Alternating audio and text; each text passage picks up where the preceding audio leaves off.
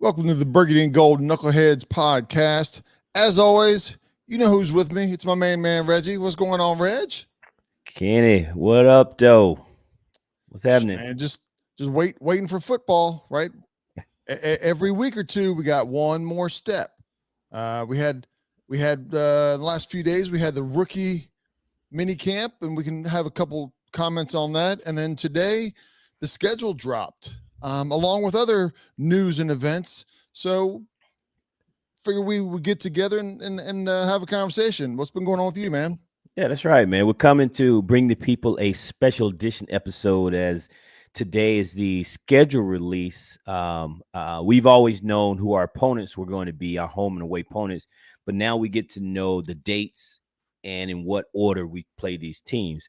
But before we dive into all of that, man, again, we always start this out as we try to thank all of our listeners and all of our subscribers that continue to tune in and listen to us. We appreciate the comments and the feedback.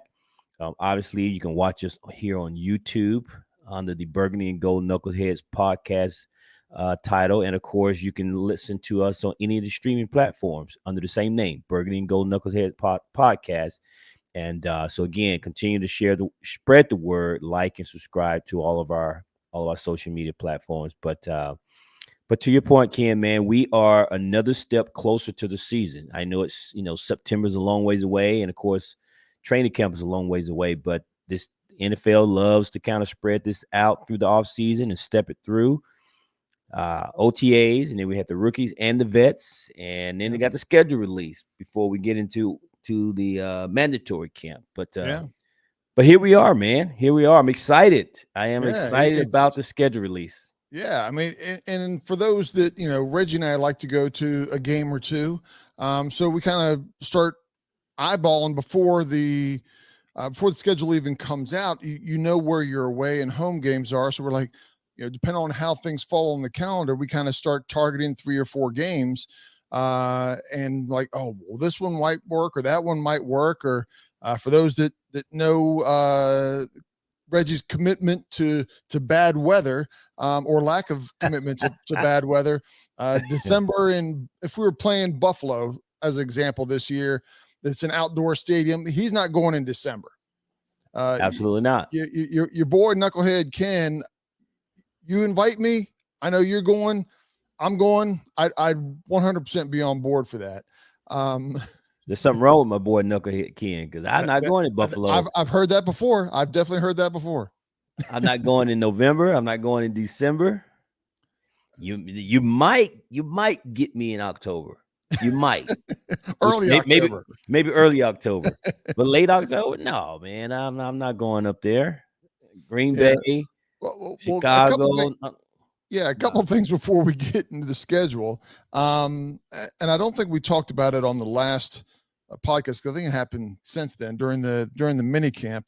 Dan Quinn kind of made a splash. It's not even 15 minutes worth of talk. It was, something just to be able to talk about as a Commanders fan. But he walked out on a presser during the mini camp, the rookie mini camp, and had the Washington Commanders logo with the W, but there happened to be some old Redskin feather flags hanging from the edge of the W.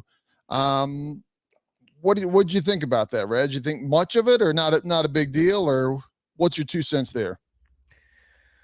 Oh God. Man, I am so tired of talking about the name thing. Absolutely. But it stirred up a lot for the people who will just love to debate about the name. It stirred up a lot for those that want some form of the name or the old part of the team to be back. Listen, I might be in the minority here when I say this. I hated it. I thought this thing was stupid and ugly. I understood what it meant. I mean, it was a connection of the old Redskin with the Indian and then the new with the W. Right. But I wouldn't have bought it. I wouldn't have bought a hat. I wouldn't have bought a shirt. I wouldn't have bought a sweatshirt. I wouldn't have bought anything with that logo. Now, people on social media were falling all over it. Oh, my God, I got to have that kind of thing. Sure. I thought, man, that's kind of silly looking, personally. Yeah, yeah, But yeah. but but but but I but, but kind let of me had just say mixed. this. Yeah, I Let me had just say mixed this. feelings because, Well, hold on, King. Let me and I'll tell you finish. that the reason why I had mixed feelings on it You didn't wasn't let me because of the finish. logo itself, is because I knew it would cause all kinds of turmoil for people that think we're going back. Maybe, just maybe, we'll go back to something with the Redskins, and I'm tired of hearing it. Right. What I do like about it is, for one, after everything kind of happened, Dan Quinn kind of recognized, okay, while his motives were positive, there was mixed results on it.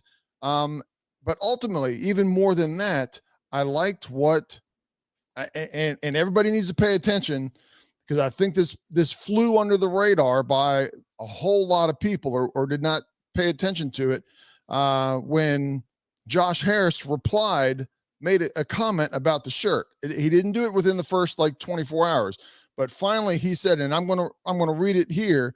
This is Harris being quoted by the Washington Post, said, there was a portion of our fan base that felt disrespected by the former name.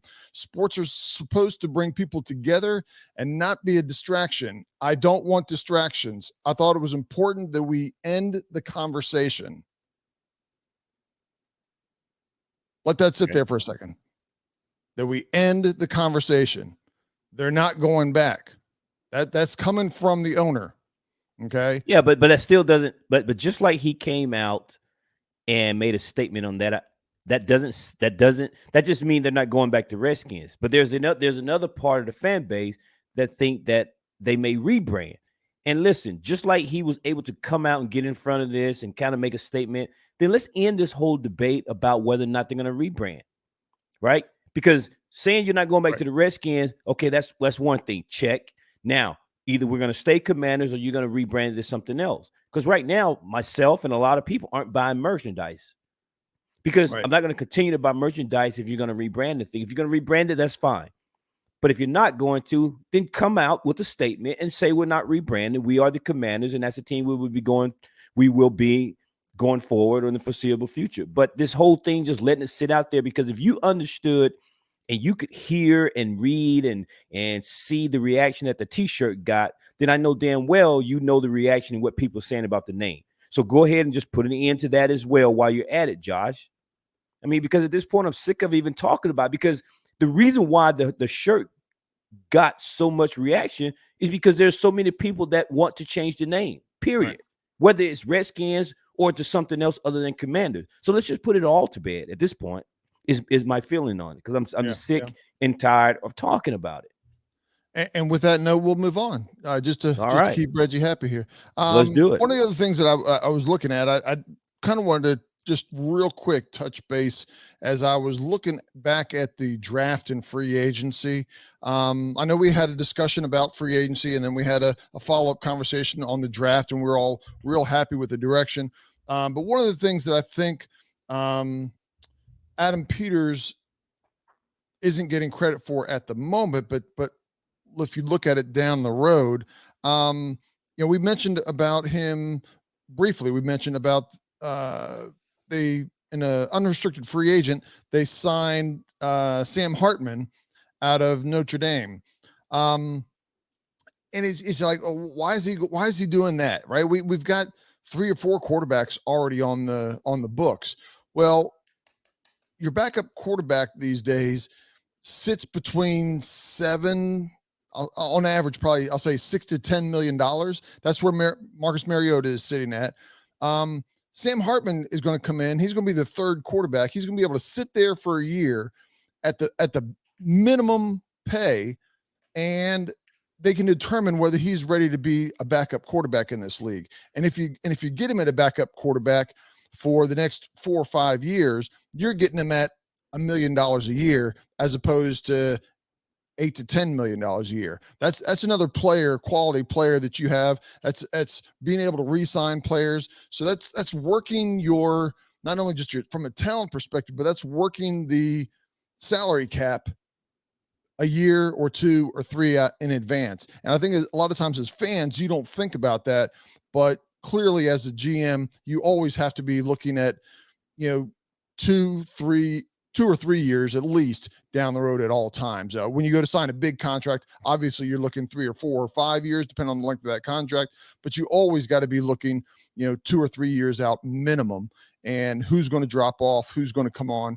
And so I just kind of pointing that out. I'm using Sam Hartman as an example, but they're constantly doing things like that. So I know that's kind of out of left field, but I just kind of want to bring that up as food for thought, kind of say. Okay, well, good observation there, Ken. At the same time, because of that, the signing of Hartman cost Jake Fromm his job, so he was released by the team this week Yep. as a result of that. Because again, Jake Fromm, the new front office inherited Jake Fromm from the past regime, but this regime drafted Hartman, and so clearly gave him a nice signing bonus as an undrafted. So it means that they were going to try to do a little investing in him. So, right. So there you have it with that. And because they had a lot of salary cap this year, for them to guarantee the large amount of money, I think it was $220,000. From a salary cap perspective, it didn't hurt them this year, right? When salary caps are a lot tighter, you're probably not able to give that kind of guarantee just in case. But because they have it, that lets them put a little bit of a gamble on him and see, hey, is he going to? We think that he's the best unrestricted undrafted quarterback out there. Let's bring him in.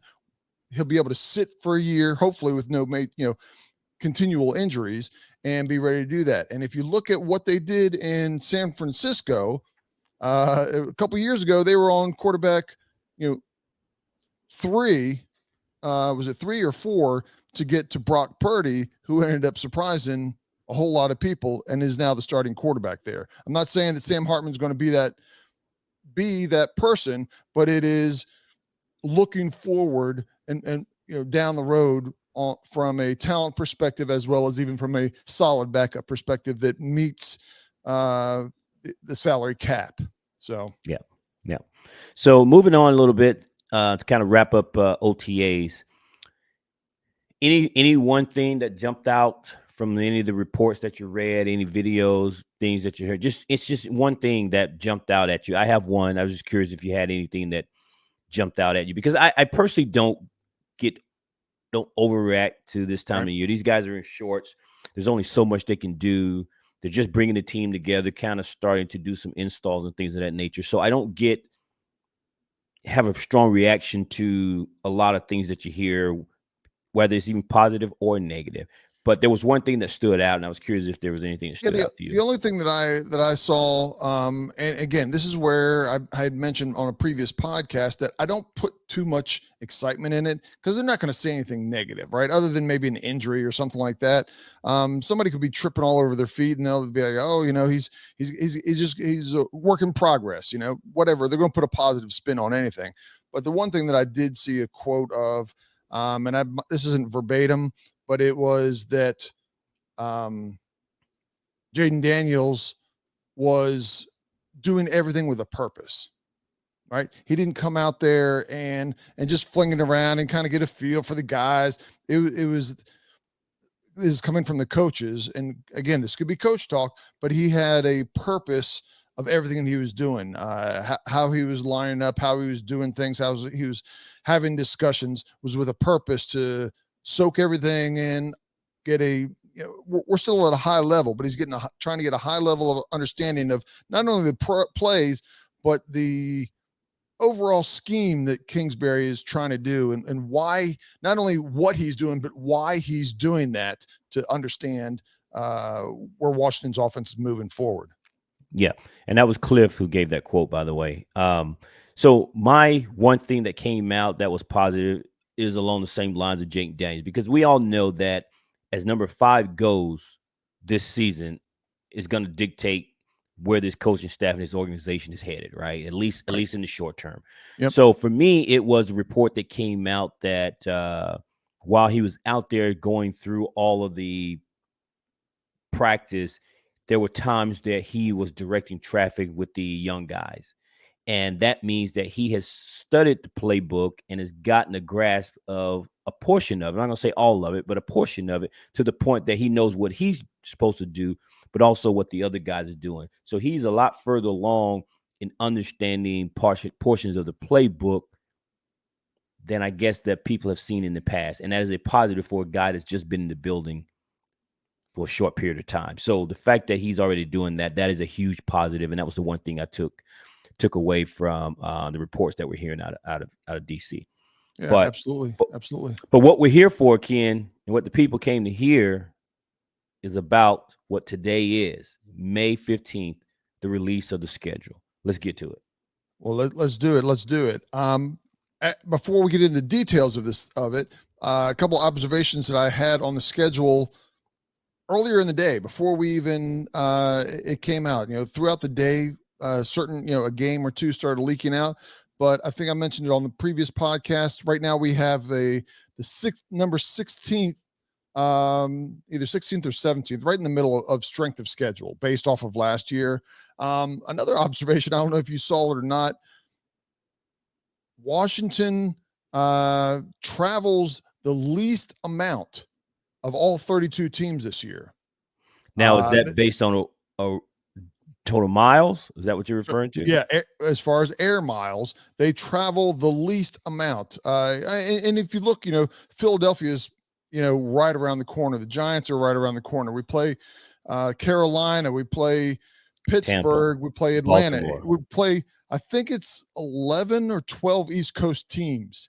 So that limits it there. And then we also are playing, it alternates every single year. We're playing 9 home games this year, which obviously you're not traveling, and 8 away games. So that adds to it also. For you and I that like 1 o'clock Eastern times, there are 14 of the 17 games are on the East Coast. Obviously, all the home games are. So that unless you're on prime time, that normally says you're going to be 1 o'clock game. So again, some quick observations before the schedule come out. Like, okay, that's a handful of good things there. That doesn't necessarily mean wins and losses, but over a long season, a little less travel is easier on people, right? Well, the start times go West Coast, East Coast, West Coast, East Coast, if that's how your schedule is for you that year. Well, it doesn't help the team on the field wins and losses, but these 1 o'clock, what you call the early start games, is a win for you and I, because we do not like the 4 p.m. Eastern or 3 o'clock Central time starts.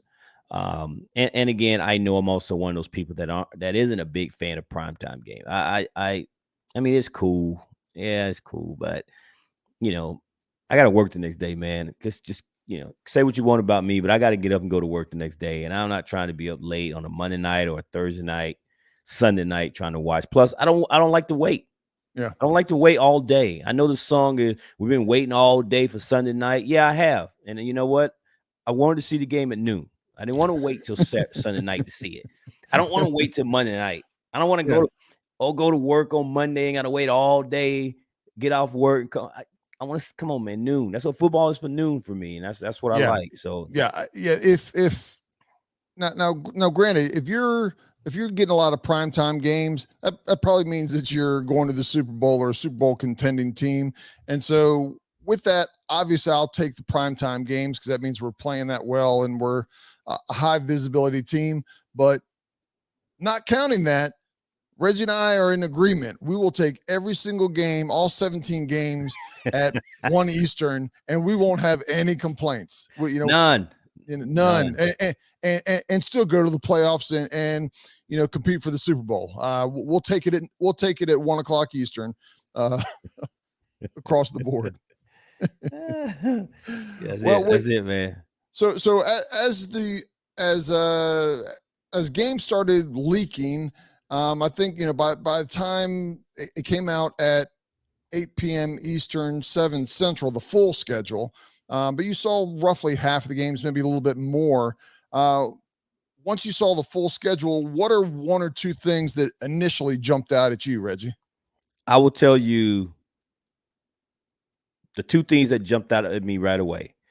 One is, I guess we're back because we got not 1 but 2 primetime games. 2 primetime games. Yeah. right? So the first thing jumped out was 2 primetime games.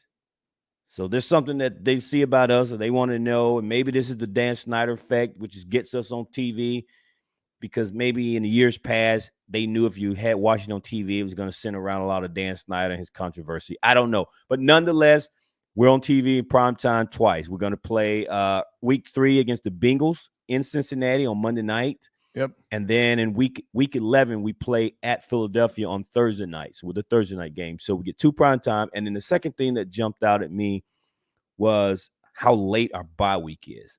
Yeah. Granted, I don't play. You hear a lot of players say they kind of prefer it in the middle or late, but they prefer the middle. But man, week 14, that's pretty Week late. 14. Yeah. I don't recall what week our bye week was in last week, but it was pretty late as well. This is the third year that we have been week 14 3 years in a row now, and I believe that's the first team that's had that late of a bye week for 3 years in a row. Yeah, for week 14 is pretty late, man, but it is what it is. I think I'd much rather have it late than say week 4, 5, and 6. Right. But man, week 14 is late. But anyway, those are the 2 things that jumped out at me. How about yourself? Yeah, I definitely noticed that, and you commented on it, but both of our primetime games are away games, unfortunately. And the other thing kind of related to the bye week is coming out of the bye week is, some tough, what could be a tough stretch with, the last 4 games are away at New Orleans, then the Eagles, the Falcons, and then we close out the year with the Cowboys. So you think that's a tough our stretch? opening, we're on the road to start out with Tampa Bay, and our first home game will be the New York Giants. I kind of expected our first home game to have more of a storyline, right? Maybe against the Bears, maybe against I don't know who, but maybe something a little bit more of a storyline than Why though? I mean, if we were playing the Giants on Sunday night, Thursday night, Monday night, I would say yes, I agree. But this game against the New Giants, outside of it being a division, is just a game on the schedule. So the NFL is not, because the NFL is not interested in week 2 against the Giants. There's no story. It's just division game.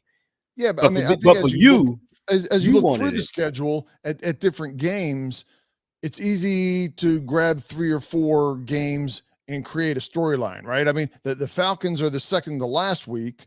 You could have flipped the second to last in our second game, and it would have been the Falcons with Kirk Cousins coming back.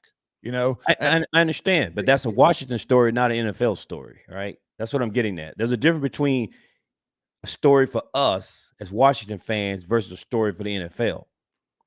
Because there's a story for the NFL, they're going to make it a primetime game, Sure. is my point. But week 2 matchup against the Giants is a storyline that you wanted, or as us fans want, as our first home opener. But the NFL's not concerned about our first home opener. They're like, whatever. But neither one of our prime games have really any kind of connection. The Bengals and the Eagles, they're just good good matchups, I guess. Hopefully it's a good matchup.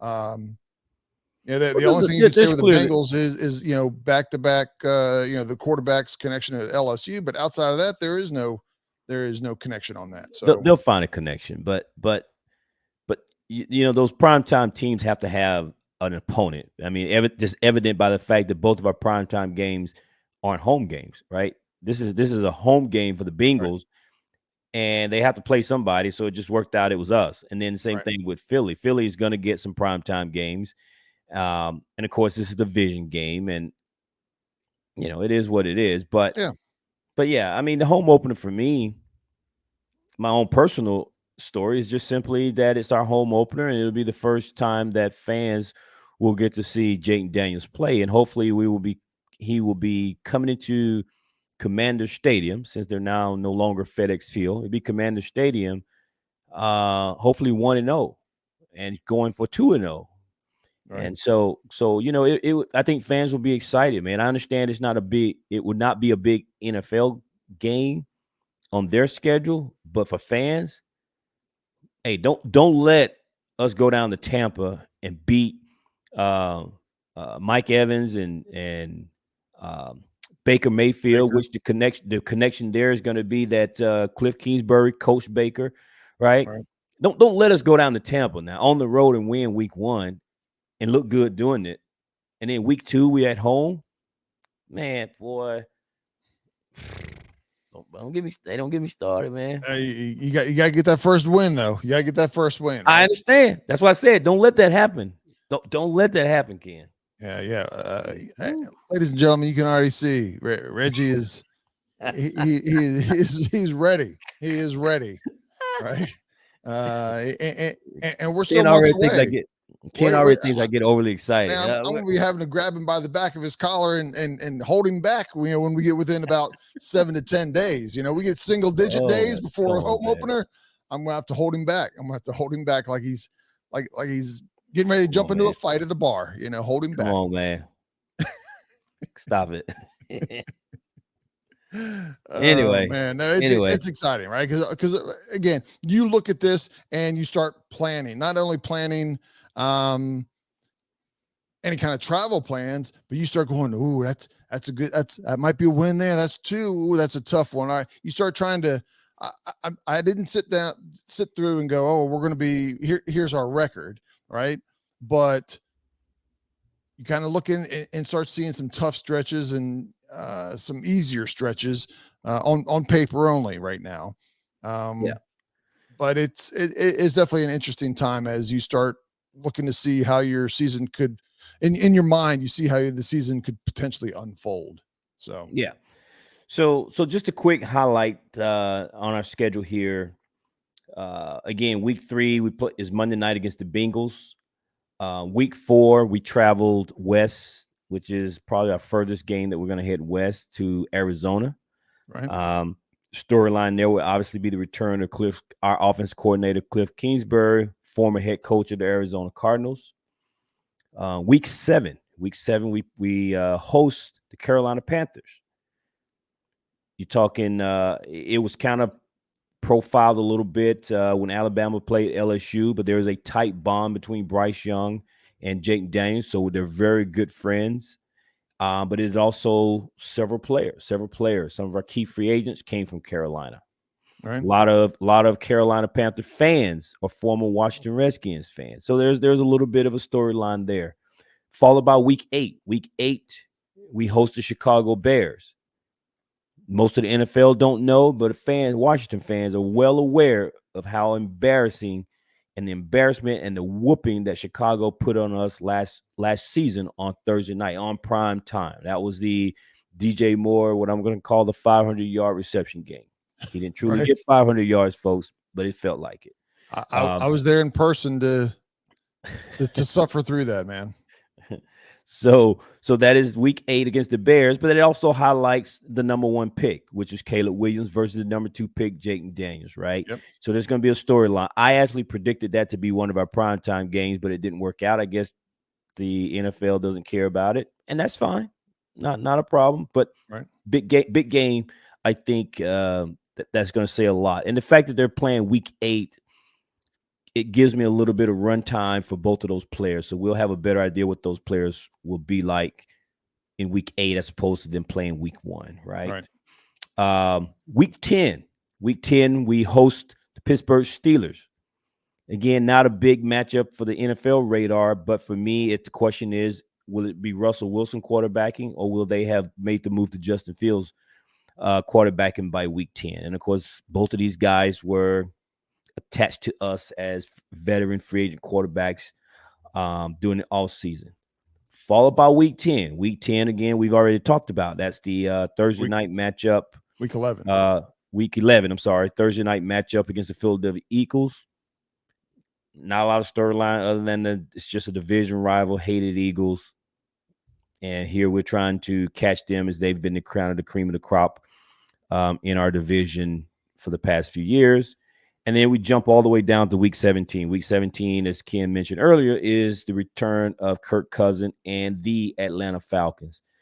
It's not the first time Kirk's been back to DC, but for whatever reason, Kirk Cousins is that guy, man. Whenever he comes to town or whenever we play him, I think there's a lot of love for Kirk, but there's also a lot of people that want to beat Kirk, because I'm one of those people that think that Kirk kind of used us and kind of, for lack of a better word, I'm going to say poo-pooed on us a little bit because I'm trying to keep from cursing. But Kirk kind of used us and then got the hell out of town. And so I'm not a fan. He's a nice guy.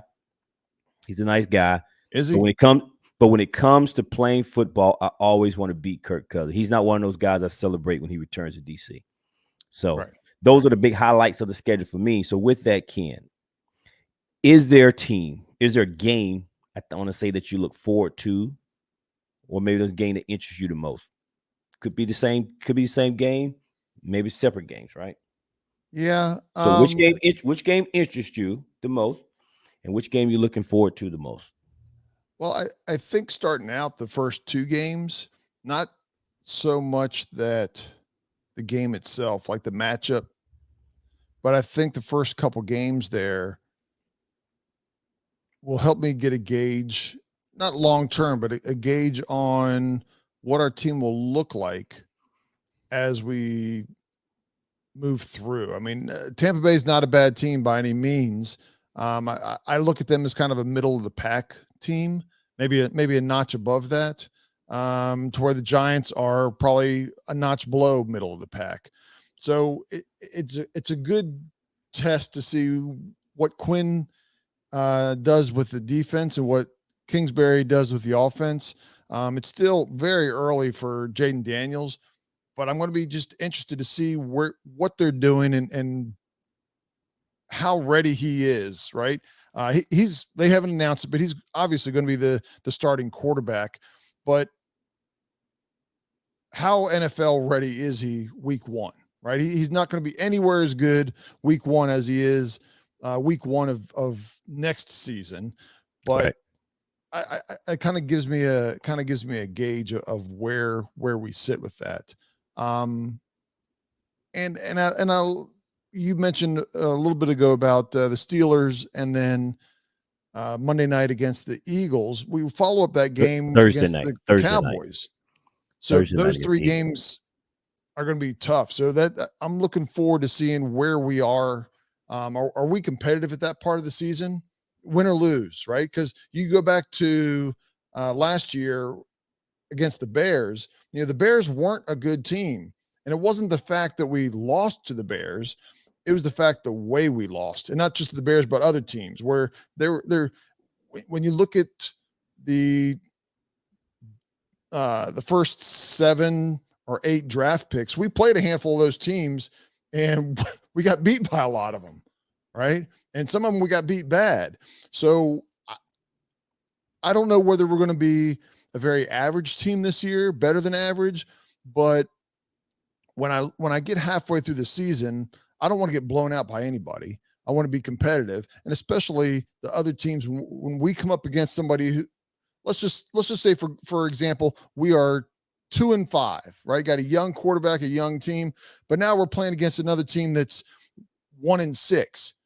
You know, are we going to be close in that game, or is that 1-6 going to blow us away and turn their season around? So I don't know. There's not a game that really kind of jumps out. I mean, there's a couple games I'm interested in to maybe travel and go to, but Which one? nothing for me. How about yourself? That was kind of a long-winded no, but what about yourself? Um, well, I will say early in the season, week 5 and 6, the Browns and Ravens back to back. Yep. It's going to be tough. I mean, out of our first 6 games, you have 3 teams that were terrible, and then you got 3 teams who were supposed to be playoff bound. You got the Bengals, Browns, and Ravens, and then you got the Giants, Cardinals, and Panthers. So, but that back to back with the Browns and Ravens is tough. And you mentioned week 10 through 12 with the Steelers, Philly, and Dallas um, being a 3-game stretch. No game that really just jumps out to make me go, man, I can't wait to play that game. Right. But in terms of games that I'm interested in attending, obviously home opener would be one. Arizona Cardinals, Cincinnati. I kind of want to go to the Cincinnati game. The fact that it's on Monday night, we'll see. I might do that. But again, Arizona Cardinals is another big one, and I would go to Pittsburgh, but we're playing the Steelers this year at home Right. as opposed to in Pittsburgh, so I wouldn't do that. But if I'm gonna do one game in DC, it will probably be the home opener, but the rest will probably be road games. Um, Yeah. but yeah, and I know a lot of people are going to be interested in Week 15 against the Saints. Um, I've been to New Orleans a few times, quite a few times actually, and in fact, I've been to this. I guess it's called Superdome, but I guess the Mercedes-Benz Dome or whatever it's called now. I Right. think they've changed it a few times. It's a I've been to Superdome. that. Is it back to the Superdome? It's always the Superdome. It's Mercedes Superdome. It's whoever Superdome. It's the Superdome with Okay. whatever label on it. Yeah. Well, I've been a few times, and I've been to the Superdome, and so that game doesn't really move the needle for me. If I was with a group of people and they wanted to go, I would go, but it's not Right. high on my list because I've been a few times to New Orleans. Great food, but kind of like, yeah, if I'm going to spend the money, I'd rather go somewhere else that I've not been to. So, Yeah. um, but we'll see, we'll see. But Well, again, Cincinnati is early on my radar because it's early in the season, baby. Week 3, September is in Ohio. Yes, well, sir. It's not I'm not October, trying to November, persuade December. you whatsoever on this, but you mentioned and we don't have to make a decision. This is just conversation here, right? But you mentioned the interest in the first home game against the New York Giants. But earlier you mentioned, and can you imagine if we were 2-0, right, going into Cincinnati? You could be there to witness both of them going to Tampa Bay, the season opener, followed by the home opener.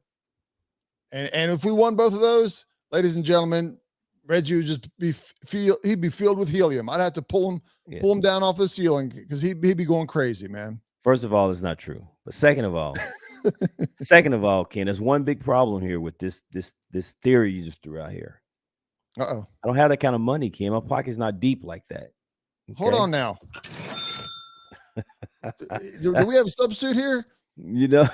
It costs money to do this travel that you're trying I to send me. understand, but You're trying to but send me to you three. mentioned, but you mentioned the home opener, and then you mentioned Arizona. So if you're going to 2 games, whether it's back to back or whether it's one at the beginning of the season and one at the end of the season, Well, I it's the understand. same. I didn't say which games. I said which games interest me.